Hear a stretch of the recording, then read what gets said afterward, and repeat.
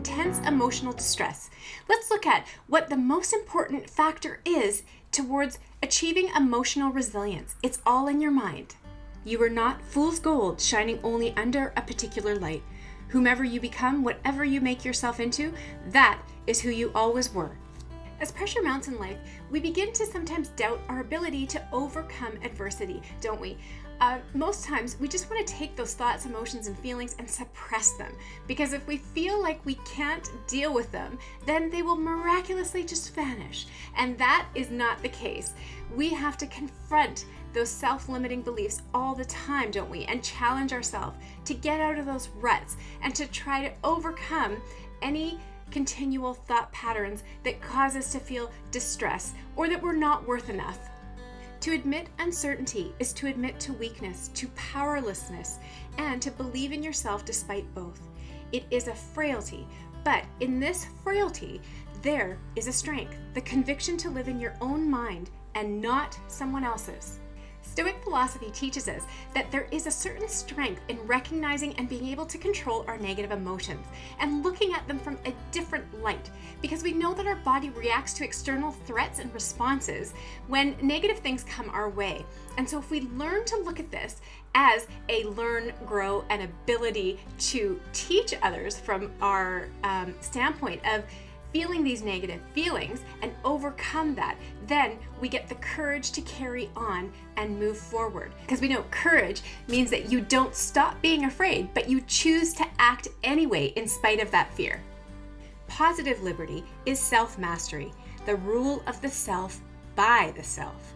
To have positive liberty, he explained, is to take control of one's own mind, to be liberated from irrational fears and beliefs, from addictions, superstitions, and all other forms of self-coercion.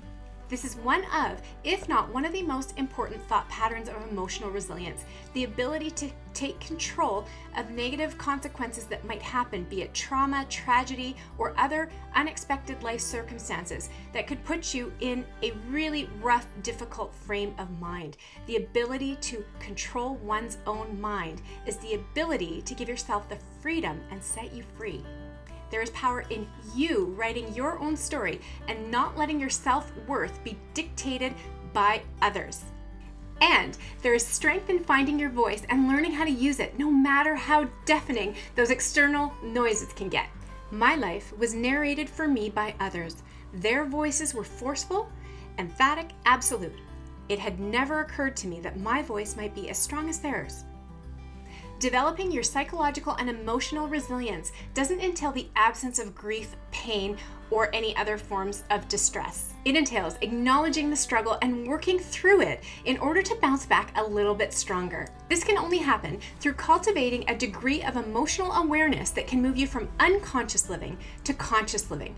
When you understand what you're feeling and why you're feeling it, you can then move beyond and have the confidence to move forward and make a renewed commitment to your goals.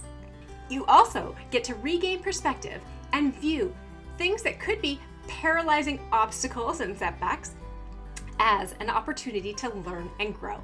Instead of worrying what lies beyond your control, look at the immediate. Look at the immediate impact that you can make in the world and the results that you can yield from creating your own situation. Don't worry about other circumstances that might have intervened and created a problem or a temporary problem in your life. Look beyond that as an opportunity to grow and be the hero of your own story.